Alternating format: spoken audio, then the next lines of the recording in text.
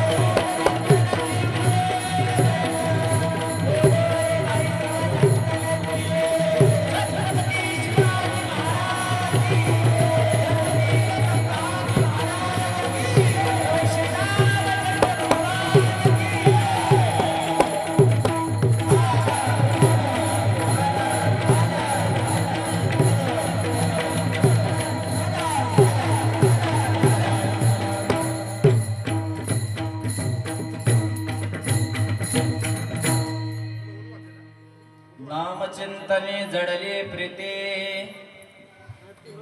नाम चिंतने जडले प्रीते, भगवत भावना सर्वाभूते, हेची परमार्थ साधना, मुखी नाम हृदय ध्यान,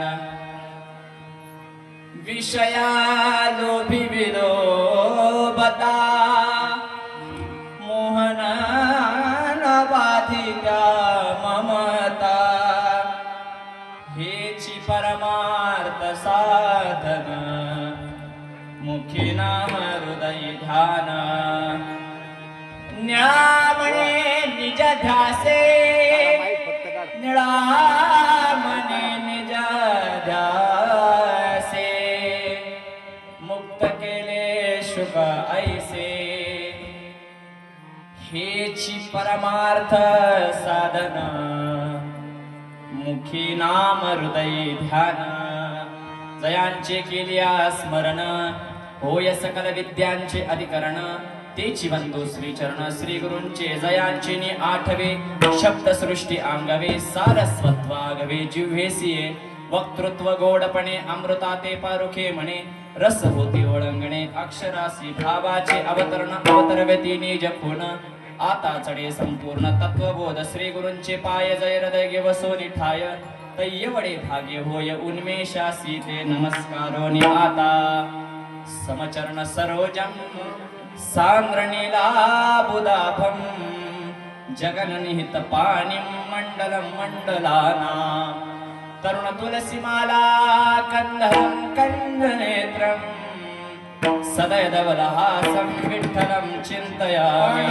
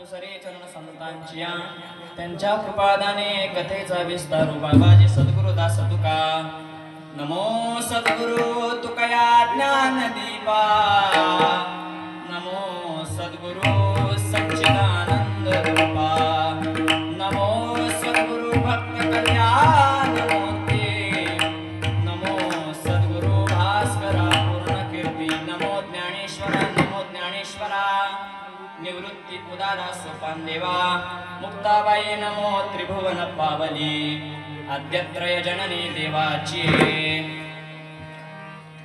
नाम चिंतनी जडली प्रीती, भगवत भावना सर्वाभूती, हेची परमार्थ साधन, मुखी नाम हृदय ध्यान।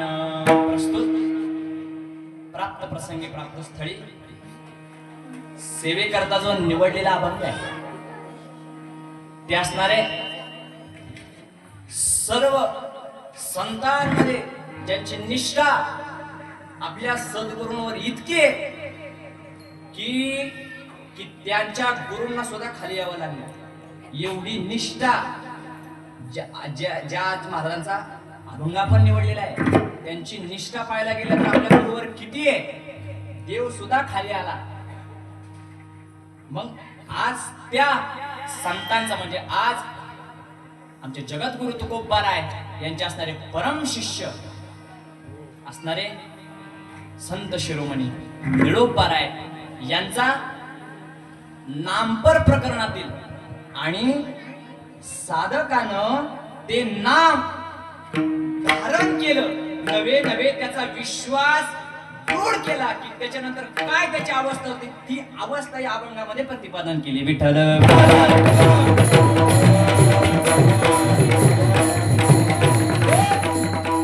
सरळ सरळ आपण अभंगाचा भावार्थ पाहूया. पहिल्या नाम चिंतनी जडली प्रीती, भगवत भावना सर्वाभूती. मला सांगा आपल्या सर्वांना काय दिलंय काकांनी? आता बोलत चालायचं. माझ्या कीर्तनाचा नियम असा आहे की तुम्ही जर बोलले नाही तर कीर्तन समजणार नाही. कीर्तन समजण्यासाठी अर्धा किलो मेंदू तरी लागतो, म्हणून बोलत चाल. आपल्या सर्वांना काकांनी काय दिलंय? नाम. आता निळोपारा काय म्हणतात? नाम चिंतनी जडली प्रीती. प्रीती म्हणजे काय? विश्वास. निळोपारा म्हणतात ज्याची नाम चिंतनावर, काय म्हणतात निळोपारा? ज्याची भगवंताच्या नामावर प्रीती जडलेली आहे, विश्वास दृढ झालेला आहे, त्याची दृष्टी कशी होते? भगवत भावना सर्वाभूती. निळोपारा म्हणतात त्याला भगवत भावना म्हणजे काय? सर्वत्र त्याला काय दिसू लागतो? ईश्वरच दिसू लागतो. ईश्वर व्यतिरिक्त त्याला दुसरं या जगात काहीच दिसत नाही. आणि निळोपारा म्हणतात हा खरा परमार्थ. याच्यासारखा दुसरा परमार्थ नाही. काय?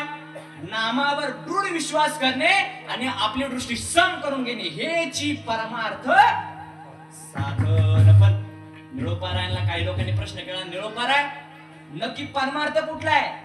मुखी नाम हृदयी ध्यान.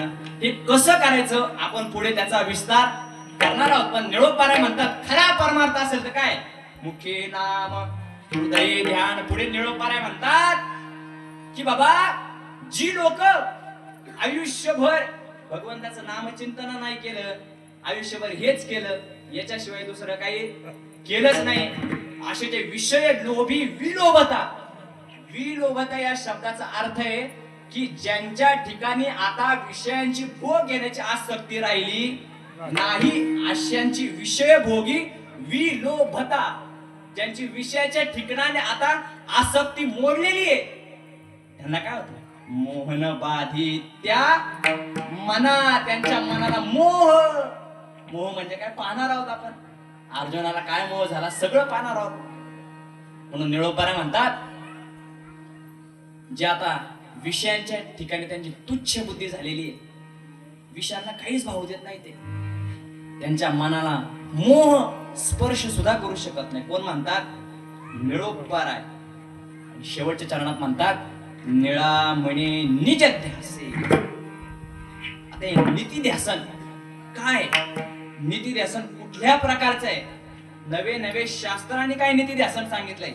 संतांनी कुठला नीतिध्यासन सांगितलंय? आणि अलीकडच्या संतांनी कुठला नीतिध्यासन सांगितलंय? या तीनही प्रकारच्या नीतिध्यासनाचा ना आपल्याला अभ्यास आजच्या कीर्तनातून करायचा.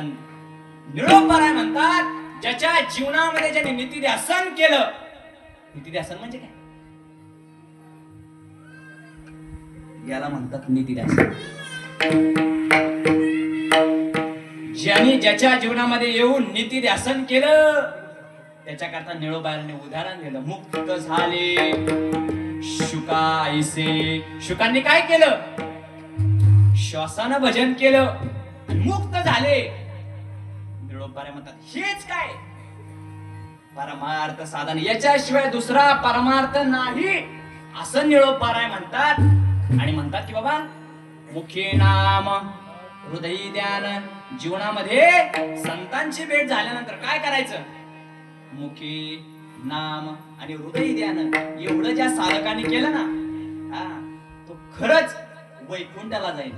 ही झाली आजच्या अभंगाच्या आपल्या ठळक ठळक बातमी, त्याचा विस्तार. विठ्ठल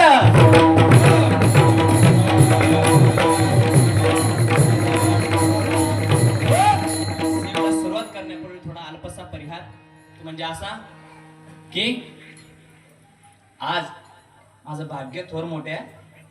कारण आज माझ्या समोर बसलेली जी गुणीजन मंडळी, नवे नवे शास्त्र अभ्यासकार असतील, नवे नवे आज माझ्या समोर निर्गुण परमात्माच येऊन बसलेला आहे. माझे पाय असे थर थर करायला लागलेत खाली. हा काकांच्या समोर कीर्तन करणं म्हणजे सोपं नाही. मांड्या अशा विठ्ठल विठ्ठल बोलत आहेत नुसत्या. म्हणून आज आपल्या या खाटपेवाडीमध्ये, बरोबर ना, खाटपेवाडी पाल बुद्रुक या गावामध्ये या वर्षी पहिलाच मेळावा आपण सुरुवात केली.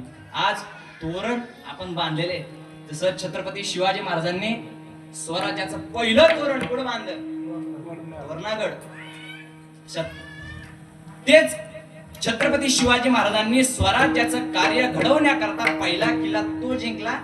आणि आज या गावामध्ये संपूर्ण महाराष्ट्राला नवे नवे इथल्या गावकऱ्यांना तो आनंद मिळावा याकरता हा वैष्णव मेळावा सर्व आत्मोन्नती विश्वशांती सद्गुरू श्रीपाद रामदास भक्त प्रेमळ मंडळ आणि खाटेवाडी यांच्या संयुक्त विद्यमानं हा कार्यक्रम सर्व ग्रामस्थांनी आयोजित केला. आणि ही तशी पाहायला गेली तर सेवा माझी नव्हती.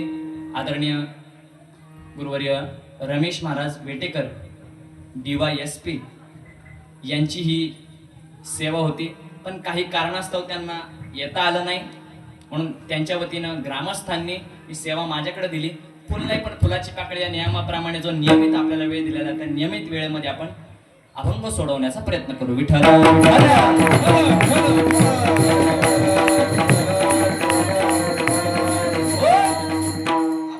वळण्यापूर्वी माझी तुम्हाला कृपा आहे, तुम्ही माझ्यावर कृपा करावं. मी स्वतः नाही म्हणत, माऊली स्वतः म्हणतात, अहो चंद्रकांत द्रवता किर होय ते हाटवटी चंद्रिकी आहे, वक्ता तो वक्ताची नोहे श्रुती विन. माऊली म्हणतात की चंद्रकांत नावाचा म्हणी आहे. काय आहे? चंद्रकांत नावाचा एक म्हणी. लक्ष द्या आता. त्या चंद्रकांत नावाच्या मण्यावर जर जो चंद्र आहे त्या चंद्राचा जर अमृत पडलं, नवे नवे त्याचं अमृत पडल्यानंतर त्याला पाझर फुटतो. कोण म्हणतंय? माऊली म्हणतात. पण तेच माऊली म्हणतात की जर त्या चंद्रकांत नावाच्या मण्याला जर तुम्ही एखाद्या फडक्यात बांधलं आणि कपाटात ठेवून दिलं तर त्याच्यातून पाणी पाझरेल का? मग त्याच्यातून जर पाणी पाझरायचं असेल तर काय करावं लागेल? त्याला हातात घ्यावं लागेल. चंद्राचे किरण किंवा अमृत त्याच्यावर पडेल तेव्हाच तो पाझरेल. त्याचप्रमाणे माऊली म्हणतात वक्ता किती बोलू द्या, पण त्यांच्यावर जर श्रोत्याची कृपा नाही ना झाली तर वक्ता तो वक्ता नाही होत, तो वक्ता होतो. विठ्ठल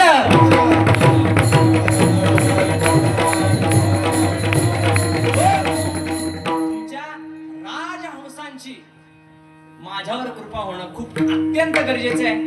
मी असं समजून माझ्या कीर्तनाकडे वळतो. विठ्ठल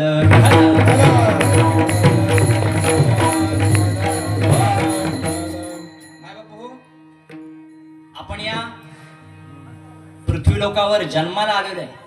कशा करता आलेलो आहे समजून घेणं फार महत्वाचं आहे. आपल्या इथं जेवढ्यांना नाम दिलेलं तेवढं सगळ्यांना माहिती आहे जन्म कशा करता मिळालाय. पण काही या मंडपामध्ये नवीन साधक आलेत आणि त्यांनी सकाळी हे नवीन दृश्य पाहिले. बाबा काय नक्की कोण गातय, कोण नाचतय, कोण कोणाच्या अंगावर, कोण कोणाच्या काय सगळं साधकांनी पाहिले. आता पण नवीन साधकांना माझे जे काही होणार आहेत त्यांना विनंती आहे, हा सुख सोहळा स्वर्गी नाही.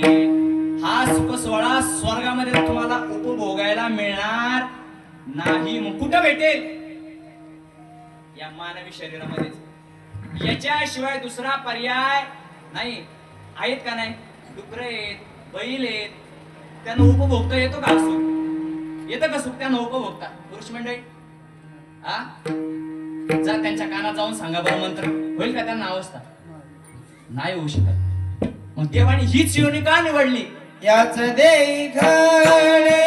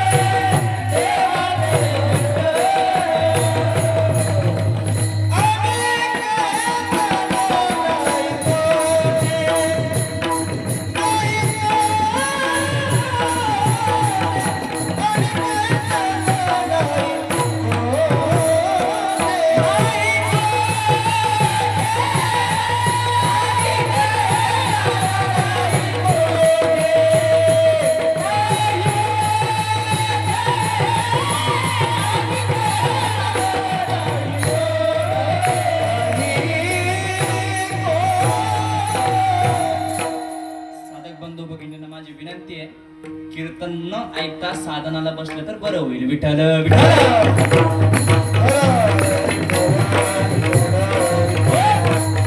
याच देही घडे देवाचे भजन आणि काही ज्ञान नाही कोठे.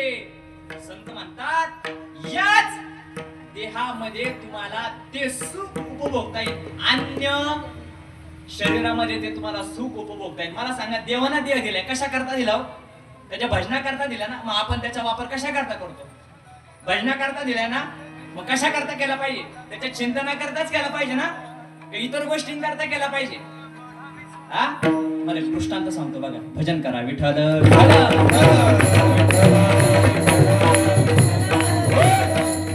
एक व्यक्ती होता. कोण होता? व्यक्ती शेतकरी होता आणि कामालाही होता, ड्युटीला लागला होता आणि गेला. मालकाला काम केलं मस्त, मालकही खुश झाला. आणि दिवाळीचे सण होते. कुठले? दिवाळीचे. आणि दिवाळीचे सण असल्यामुळं काय, आता बोनस वाढवायचा म्हणजे काय करावं लागतो? बॉसला जरा खाना करावं लागतं, जरा इकडून टोच तिकडून टोच. त्याने काय केलं? युक्ती केला. शेतकरी होता तो म्हणला, साहेब तुम्ही एक दिवस माझ्या घरी जेवण करायला या. कोण म्हणलं? शेतकरी. बोलत चला भाऊ तुम्ही. आता शेतकरी काय म्हणला? माझ्या घरी एक दिवस तुम्ही जेवायला या. मला हरकत नाही बाबा. गेला हा घरी आणि बायकोला सांगितलंय, बघ उद्या कोण येणार आहे? मालक येणार आहेत. तू काय कर, मस्त पक्वान्न बनव. ती म्हणली, अहो काय बनव? पण हा म्हणला, पुरणपोळीचा बेत बनव ना. त्या बाबाला कधी पुरणपोळी माहितीच नसन, बनवा. अहो पण ते म्हणले, अहो पुरणपोळी बनवायचं तूप पाहिजे, कारण तुपाशिवाय पुरणपोळी खाण्यात माझ्या कधीच नाही. म्हणून ती म्हणजे तूप कुठून आणायचं? तुला टेन्शन नको, मी आणतो ना, मी सगळं करतो ना सेटलमेंट. दुसऱ्या दिवशी साहेब आले आणि हा गावाकडच्या सावकाराकडे गेला. सावकाराला म्हणला, सावकार मला अर्धा किलो तूप उधारीवर द्या. याने दिलं. दिल्यानंतर घरी आला आणि त्या काळी जुने राजवाडे असायचे बघा. जुने काही लोक आहेत असे, राजवाड्याच्या बाहेर ना, घराच्या बाहेर अशा खिडक्या असायच्या. खिडक्या बघा, जुने राजवाडे असतात ना, त्यांना अजूनही खिडक्या आहेत. आणि त्या खिडक्यावर त्याने काय करून दिलं? ते तूप ठेव. आणि इकडं मस्त बेत चालला. साहेब आला, मस्त पुरणपोळीचा बेत. आता आमच्या मावळ भागात आहे ना, गहू तर नाही उगत, पण त्याला आपण हुरडा म्हणतो. हुरडा जेव्हा गहू पिकतो ना, तेव्हा ते काढल्यानंतर त्याला भाजून खाला ना, असा चविष्ट लागतो ना. काय म्हणतात त्याला? गव्हाच्या बोंब्या. ओंब्या. बोंब्या. ओ ओ कोंब्या. ओंब्या ओंब्या. हो का? हा, ओंब्या. त्याला आमच्याकडे गावाच्या ओंब्या म्हणतात. लोंब्या. हा. तर त्या माणसानं काय केलं? त्या गव्हाचं आणलं, भाजलं मस्त आणि याला दिलं. आता या बाबानं कधी खाल्लं नव्हतं, यांनी मस्त खाल्लं दाबून. हा, आणि त्याच्यावर पुरणपोळीचा बेत. आणि आले ना अर्जंट. आता जायची पंचायत, कुठं जायचं बाबा? कारण ते होतं, ते काय शहर होतं का? आता शहरातल्या लोकांना असे बादले घेऊन जमन का जायला? ते होतं गाव. आता गाव असल्यामुळं तिथं तर काय याची सोय, बाथरूमची सोय नाही. साहेबांना काय केलं? आता जर लवकर नाही गेलो तर कार्यक्रम इथंच होणार. याने काय मागचा पुढचा विचार करायला, ताटावून तसाच उठला आणि बाहेर गेला. पाणी शोधायला लागला. पाणीच भेटाना. त्या खिडकीवर तो तांबे ठेवला, तांबे उचलला आणि गेला. पुढे गेला, त्याचा कार्यक्रम करायला गेला तो. आणि जेव्हा कार्यक्रम झाला आणि ते हात असा घेतला, कार्यक्रम झाला का, तेव्हा कळलं त्याला काय आहे. तू माझा दृष्टांत संपला सिद्धांताकडे. तुपाचा वापर कशा करता करणार होते? पुरणपोळीच्या बेता करता ते तूप आणलेलं होतं, पण त्याचा वापर कशा करता झाला? वाईट कामा करता झाला. जर ते तूप आणलं होतं, त्याचा वापर त्या गोष्टी करता न करता त्याच्या विरुद्ध गोष्टी करता केला तर जमेल का? भगवंताने देह कशा करता दिला? भजना करता दिला ना. मग भजना करता दिला असून मग त्याला संसारात राहून द्यायचं? हा, विचार करा. ईश्वराने देह अनमोल किमतीचा देह आपल्याला असा दिलाय आणि याचा वापर जर आपण त्याच्या चिंतना करता करत नसो तर आपण गद्दार आहे. दिले इंद्रिय हात पाय कान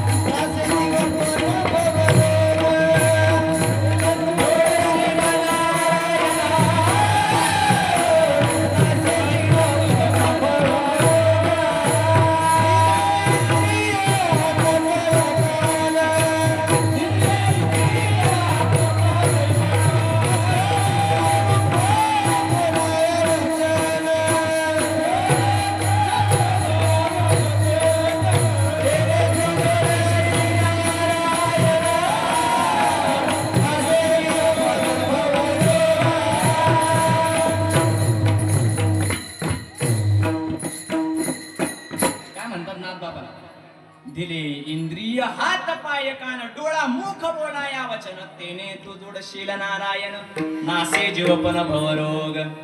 नाथ म्हणतात भागवतामध्ये सुद्धा या आल्या दुर्लभो मानुषो देहो देहिनाम क्षणभंगुरा तथापि दुर्लभम म्हणणे वैकुंठ प्रिय दर्शन.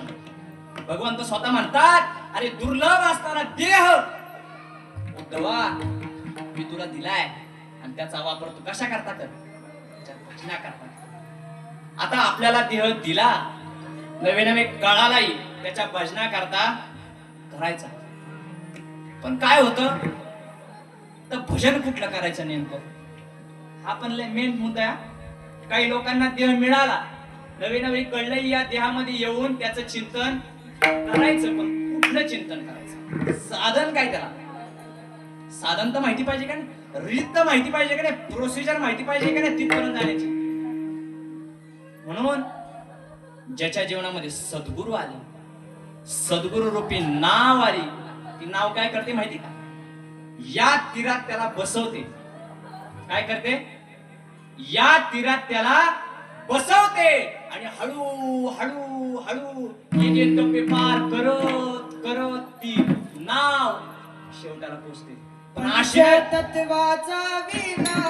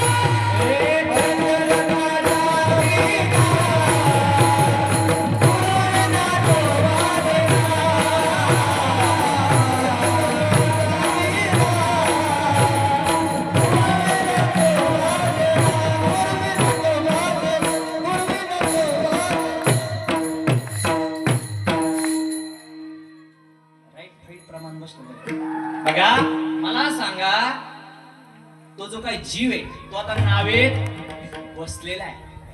आता त्याचा पंचतत्वाचा विना वाजवायचा. पंचतत्व कुठलं ज्याच्यापासून आपण उत्पन्न झालो आकाश पृथ्वी अग्नी वायू आणि जल याच्यापासून आपण निर्माण झालं का नाही हे शरीर हे पंचतत्व आहेत आणि या पंचतत्वाचा विना त्याच्याशिवाय वाजू शकत नाही. कुणाशिवाय सद्गुरु शिवाय ही गोष्ट घडू शकत नाही. म्हणून तो आता जो काय वाट सर्व आहे तो आता नावेमध्ये बसलेला आहे आणि बसल्यानंतर सद्गुरु काय करतात त्याचा हात पकडतात त्याला त्या बोटीमध्ये बसवतात आणि म्हणतात तू चल मी पुढे आहे. चल म्हणजे काय अरे तू ध्यानावर राहा तू पुढे चल मी तुझ्या मागच आहे म्हणजे काय हा मग एक एक टप्पा पार करत करत करत त्याचं काय होतं माहिती का? त्याचा अहंकार जातो, त्याची ममता जाते, ममता गेल्यानंतर वासनाही जाते. हे सगळे षडविकार सद्गुरु काय करतात? त्या नावेत बसून त्या शिष्याचे दूर करतात. कशाच्या साह्यानं? नामाच्या साह्यानं ते दूर करतात आणि त्याला पैल तीराला नेऊन पोहोचवतात. पैल तीराला पोचलेले महात्मे हे वेगळे असतात माहिती बापू, लक्षात ठेवा. हा पैल तीराला जाणं एवढं सोपं नाही. मध्ये मध्ये कोण कोण येतात माहिती का तुम्हाला? हा कधी विचार केलाय का? मध्ये मध्ये कोण आहे? हा विचार करा, मध्ये कोण कोण आहे? अहंकार नावाचा मगर येतो, कधी कधी गिळून टाकतो. हा अशी लाट येते, लाट, ममता नावाची लाट, आणि ती अशी त्याला त्या बोटीवर न जाते. नवे नवे बोटीमध्ये पाणी घुसतं. कोणती लाट? ममता नावाची लाट. हे भागवतामध्ये वर्णन केलेलं दुसऱ्या अध्यायामध्ये. नाथ बाबा म्हणतात अहंकार रूपी म्हणजे अहंकार रूपी मगर त्याला खायला ग्रासतो आणि ममता रूपी लाट त्याच्या अंगावरून जायला बघते. का? त्याचा नाश करू पाहते. का बरं नाश करू का पाहते ती? ममता ही सोपी का? हा अभंगामध्ये आलंयच ना, मोहन बाधी त्या. काही ठिकाणी ममता पण आहे आणि काही ठिकाणी मना पण आहे. असे दोन पाठभेद आहेत त्यामध्ये. पण ममता ही सोपा नाही. ममत्व धरून जर अहंकार केला ना, तैसे आम ममतेची लवड सवडी माते न पावा तिची बापडी, म्हणून जन्म मरणाची रखडी डवळी ती ठेवली.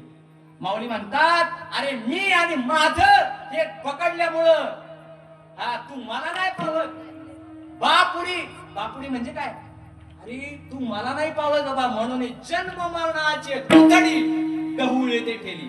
म्हणजे एखादी नाव कशी या किनारावर इकडं तिकडं इकडं, तिचं काम काय एवढंच. तसं आपण जन्म मरण, जन्म मरण याच्याशिवाय आपल्या दुसऱ्याला म्हणजे आपल्या वाट्याला भोग चुकणार नाही.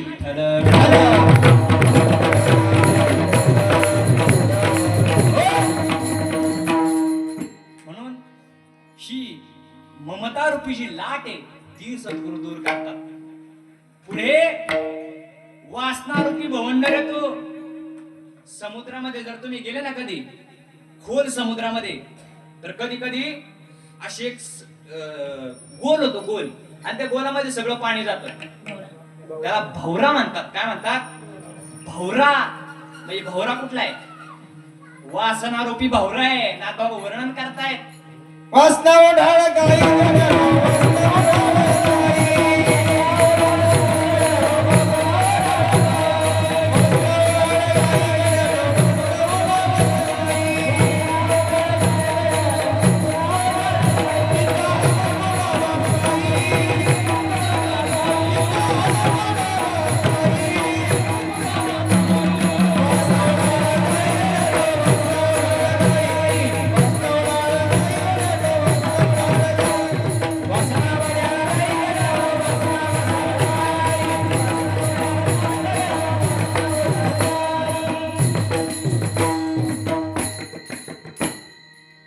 वासना वढ्याळ गाय गाड्या, वासना वढ्याळ गाय. हा ही वासना रूपी जी काय भवरा आहे ना, भवरा, तू काय करतो माहिती का? त्याला आपल्यात उडू पाहतो. त्या भवरा काय करतो? जे काही पाणी आलेले त्यालाही आपल्यात ओढून घेतात. त्याच्या त्या भवऱ्याच्या संपर्कात जेवढे काही गाव असेल, माणसं असतील, काही कचरा असेल त्याला ओढून घेतो. ती वासना आपल्याला अशीच ओढून घेते. हा एकदा वासना लागली ना माग, अहो तो जड भरत राजा इतका विद्वान होता, इतका विद्वान की त्या जड भरत राजाच्या नावाची कीर्ती इतकी पसरली की त्याचं नाव या भारत देशाला पडलं. त्या भरत राजाला 99 भाऊ होते. किती? 99. आणि हा पकडून 100. हा सगळ्यात मोठा होता. कोण? जड भरत राजा. ना बाबा भागवताच्या दुसऱ्या अध्यायामध्ये सांगतात ते. हा जड भरत राजा घरनागर्भा गेला आणि घाला तो घातला वासने, घाला तो घातला वासने.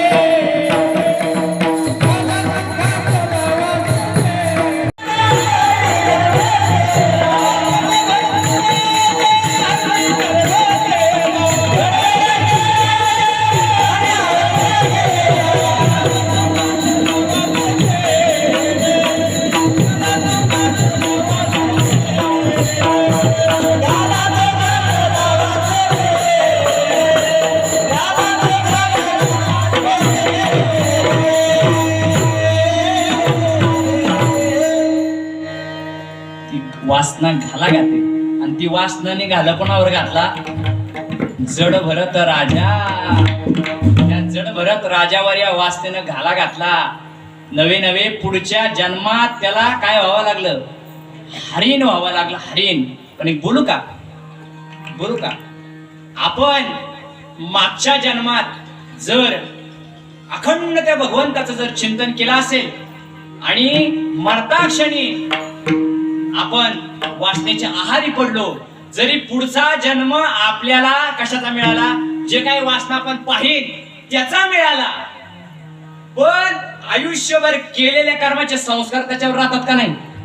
जड भरत राजा हरणाच्या जन्माला गेला, पण मागच्या जन्माचे जे काही राहिलेले संस्कार होते ना, ते संस्कार त्या हरणावरती होते. म्हणून त्या हरणाला पुढचा जन्म जड भरत मिळाला. काय मिळाला? जड भरत. आधी काय होता? भरत, त्यानंतर हरिण आणि त्यानंतर जड भरत, असे ते 3. म्हणजे मागच्या जन्मी जर आपण काही केलं, आपलं आयुष्य आपण त्याच्या चिंतनात घालवलं तर, आणि मरताना आपल्याला वासना वगैरे आठवली आणि त्याच्यात आपण मेलो, तरी पुढचा जन्म त्या वासनेमध्ये आपण घालवला, तरी मागच्या पूर्वजन्माचे संस्कार त्या देहावर होतात. म्हणून सद्गुरू काय करतात? या वासना रूपी त्या भवंडरातून, त्या चक्रातून आपल्याला पुढे नेतात. पहिलं कशातून आपल्याला बाहेर नेलं? अहंकार नावाचा मगर. त्या मगरातून आपल्याला, अहंकार नावाच्या मगरातून सद्गुरूंनी पुढे घेतलं. पुढे आला ममता नावाची लाट. सद्गुरूंनी काय केलं? ती ममता नावाची लाट क्षणात नष्ट केली. आणि पुढे आला वासना नावाचं भवंड किंवा चक्र. त्या चक्रातून सुद्धा अलगत आपल्याला बाहेर काढलं. आता त्या साधकामध्ये षडविकारही राहिले नाही. त्या साधकाचं चित्त शुद्ध झालेलं आहे, नवे नवे ते स्थिर झालेले आहे. आणि आता त्या साधकाची स्थिती अशी झालेली आहे की सद्गुरूने त्याचा हात पकडलेला आहे आणि बाबा आता बोटीमधून उतर आणि पैल तीराला पाऊल टाक. कारण त्या पैल तीराचं सुख हे खूप वेगळं आहे. आणि सद्गुरू म्हणले, आता तू काय कर? तू आता काहीच करू नको. तू आता माझ्या स्वरूप होऊन गेलेला आहे. आता तुला ममता, मोह, वासना, अहंकार याचा संग तुला होणार नाही. कारण तू काय झालेला आहेस आता? बोधपुत्र निर्माण झाला देवा.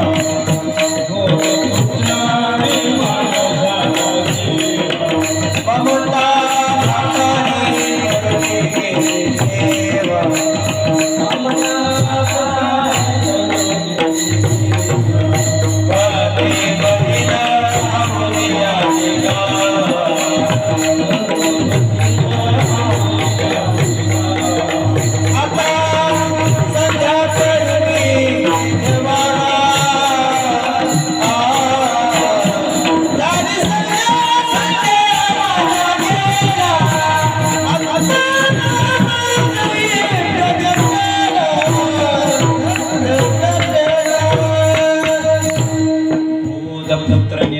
झाला जेव्हा.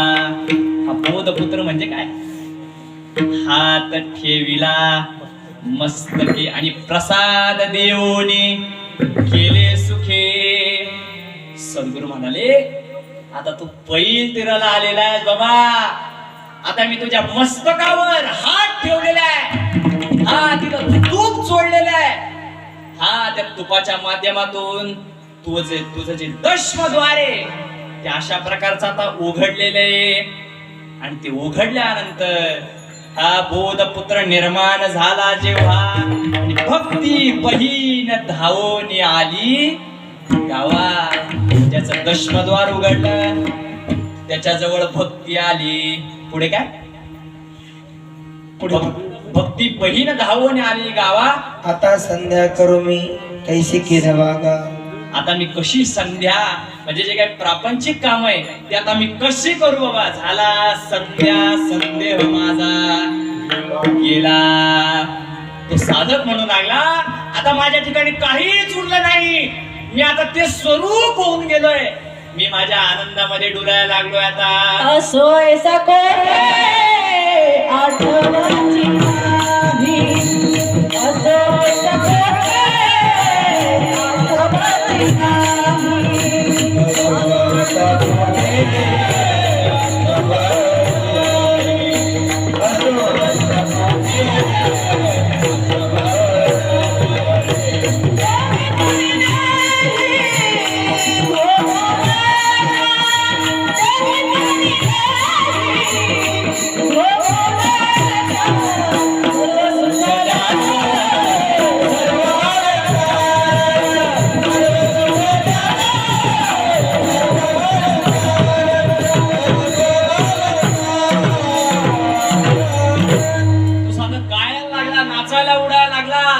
असो ऐसा कोणती आठवची नाही. देहीच विदेही भोगदशा तुकोबाराय म्हणतात. आता मला कशाचं भान राहिलं नाही. गायनाचे उडे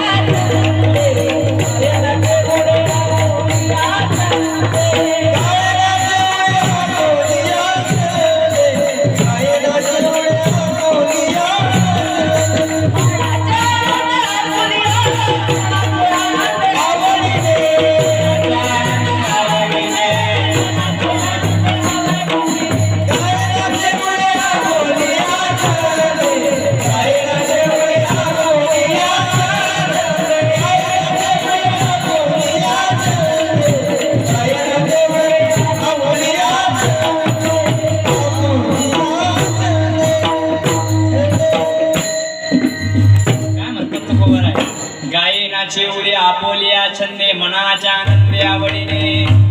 हा तुकोबारा म्हणतात मी आता गायला लागलो नाचायला लागलो मला कशाचंही भान राहिलं नाही. आज आनंद रे.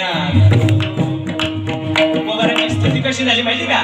वृक्षवल्ली आमा सोय रे वनचरे पक्षीही सुस्वरे आळविती. तुकोबारा म्हणतात आता आमची दृष्टी सम झालेली आहे. आम्हाला जिकडं तिकडं परमात्मा दिसायला लागलाय. अशी परिस्थिती कुणाची झालेली आहे. तुकोबारांची झालेली आहे. जेव्हा सद्गुरु घरचे अमृत पिले बाई ग.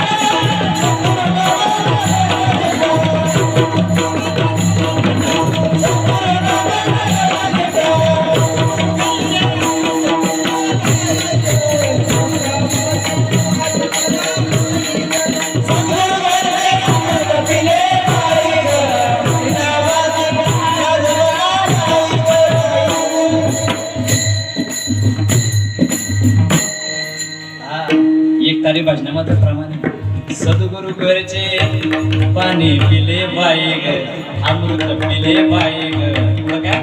हरिनामाची लाज मला नाही. हरिनामाची लाज मला नाही.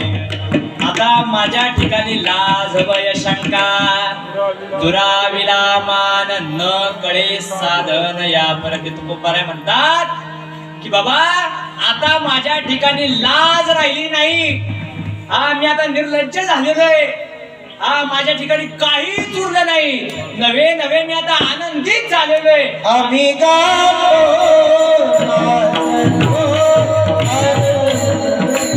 आम्ही गातो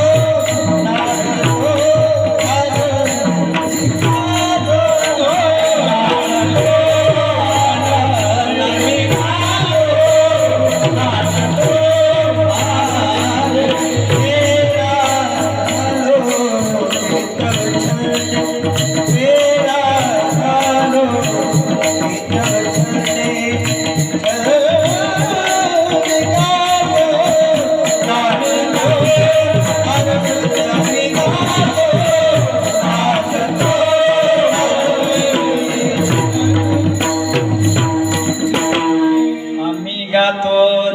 असतो.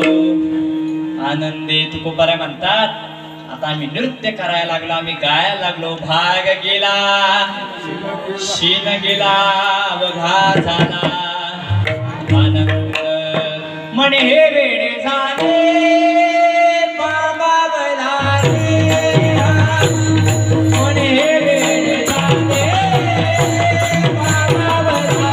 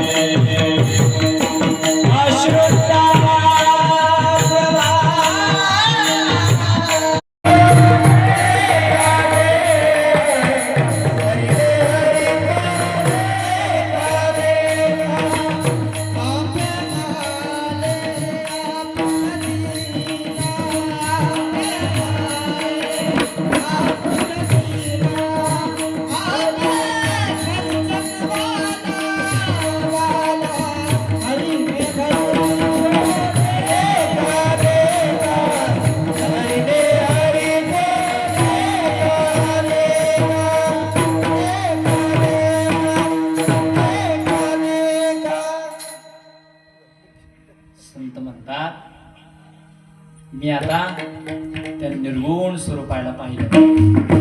माझी दृष्टी आता दुसऱ्या विषयाला स्पर्शच करत नाही. माझी दृष्टी फक्त त्या निर्गुण निराकाराला दृष्टी करते. कोणत्या निर्गुण निराकाराला? अहम निर्विकल्पो निराकार रूपो विभुर्व्याप्य सर्वत्र सर्व इंद्रियाणी. शंकराचार्य म्हणतात अरे ज्याला अहम निर्विकल्पो, मी कसा आहे निर्विकल्प स्वरूपाचा मी आहे. कोण म्हणतात? आद्य गुरु शंकराचार्य. शंकराचार्य म्हणतात मी मन नाही, मी बुद्धी नाही, मी चित्त नाही, अहंकार नाही, मी पंचतत्व नाही.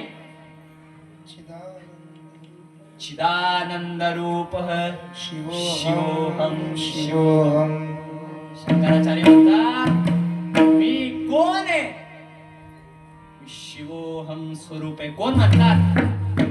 आद्य गुरु शंकराचार्य म्हणतात मी विठ्ठल स्वरूप आहे, मी परमानंद स्वरूप आहे. मग संतांनी काय केलं? आपल्याला त्या परमानंद स्वरूपाच्या ठिकाणी पोचवलं. शंकराचार्य त्यांची अनुभूती सांगतात, तुकोबाराही त्यांची अनुभूती सांगतात. नवे नवे आमच्या प्रल्हाद बाळाची अशी स्थिती झाली की जेव्हा घरच्यांनी हाकलून दिलं, कुठं जावं काही कळना, काय करायचं आता? 5 वर्षाचं लेकरू आहे. किती वर्षाचं? किती वर्षाचं? 5 वर्षाचं लेकरू काय करेल आता? आईची जर ताटातूट झाली तर बाळ किती ओक्सामुख शिरडतो. किती ओक्सामुख शिरडत. चुकलिया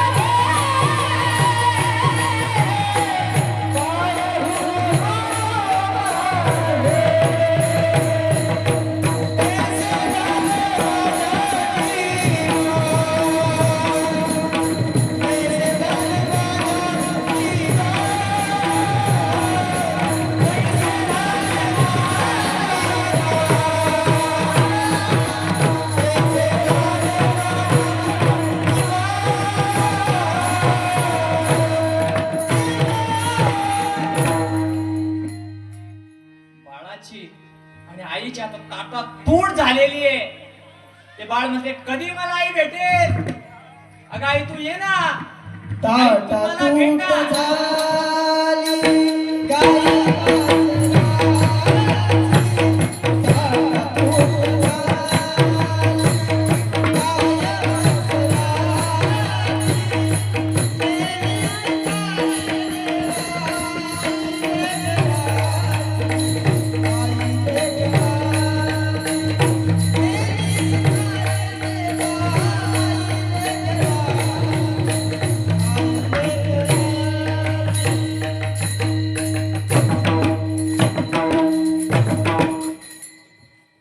बाळ म्हणते आई तुम्हाला भेट ना.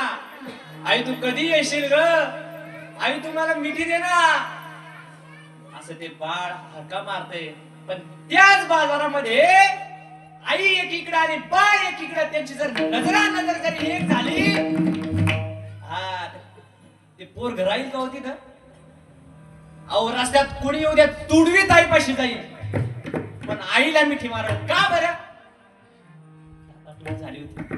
तुकोबारा म्हणतात त्याच्यात माझी सुद्धा ताटातूट झाली होती पण सद्गुरूंनी मध्यस्थी केली आणि त्याची माझी जोड करून दिली. कोण म्हणतात. तुकोबारा म्हणतात. अरे ती अनुभूती मला सद्गुरूंमुळे आली. तीच अनुभूती आमच्या प्रल्हाद बाळाला आली. 5 वर्षाचा लेकरू घरातून बाहेर पडले. काय करेल काय खाईल काय पिईल सांगता येईल. हा काय त्या चिमुरड्या मुलं बालकाचं काय मन म्हणत असेल हो. अहो 5 वर्षाच्या लेकराला मोबाईल दिला तर आयुष्यभर त्याला सवय लागते आणि ते 5 वर्षाचं लेकरू आई नाही वडील नाही कुणीच नाही सोबत. फक्त काय विश्वास जो करी एवढंच प्रल्हादाकडे होत. हा आणि बाहेर गेला समुद्र किनारी बसला आणि देवाला आव्हान करतोय देवा तू जर मला भेटी दिली नाहीस तर इथंच मी मरून जाईल. कोण म्हणतंय. प्रल्हाद बाळ म्हणतोय बाबा तू मला भेट तुझं निर्गुण स्वरूप मला दाखव. भेटी लागी जीवा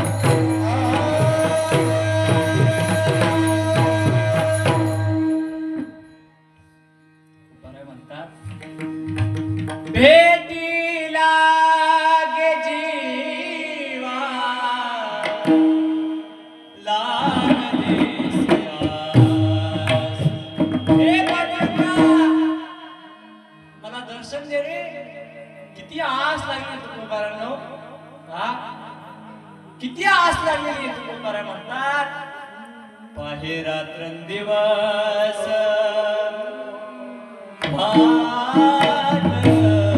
तुझी भेटी लागे जीवा लागलीसे आस.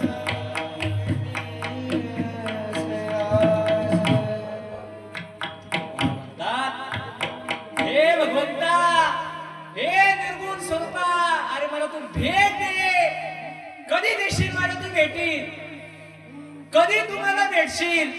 देवा भेटणार रे, एकदा तरी भेटणार रे, मला देणार रे तू भेटी. तू असं नाही करत रे, तू दे ना मला एकदा तरी भेटी. सगळ्या ज्ञानोबारांना भेटी दिली, निवृत्तीरायांना भेटी दिली, आधी करून सांगताना तू भेटी दिली, मला का नाही दिली रे देवा? तू माझ्यावर रागावलास का रे देवा? तू देणार रे मला तू भेटी. भेटीला पंढरीनाथा जीव गगनी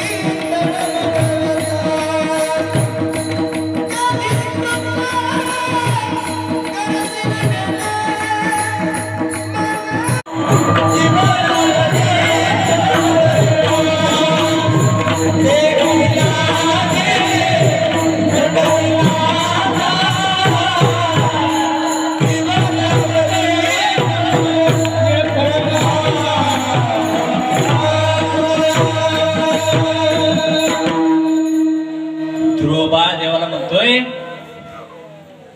देवा मला दर्शन दे. देवा तुझं दर्शन नाही ना दिलं तर मी असा इथं मरेल. मला या शरीराचा आता देव भाव उरलेला नाही, मला काही घेणं देणं नाही या शरीराचं. आणि अशी भगवंताने त्या ध्रुव बाळाने अशी कडकडीची आस भगवंताकडे प्रगट केली.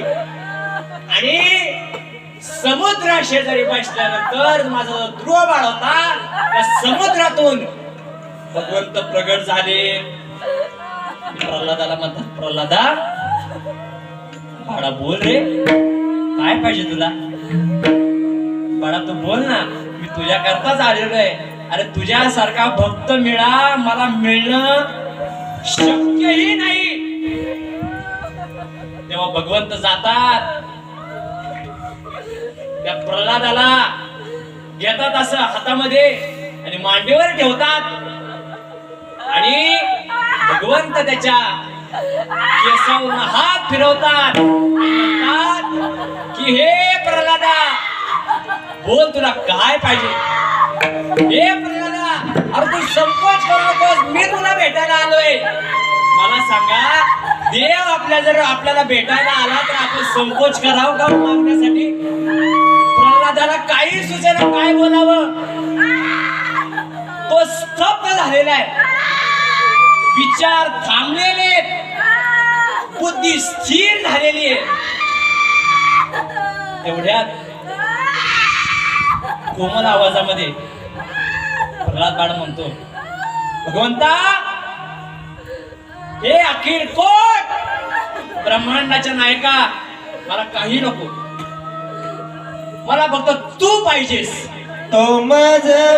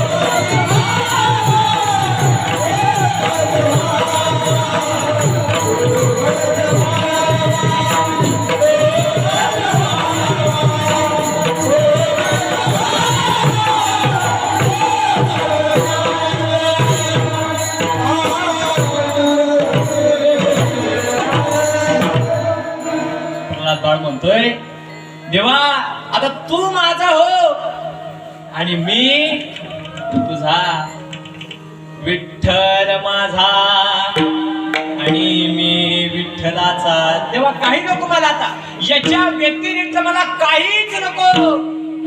आणि देव म्हणले तथास्तु. आणि तथास्तु केल्यानंतर प्रल्हाद बाळाची अवस्था अशी झाली की लाटा उसळत येते.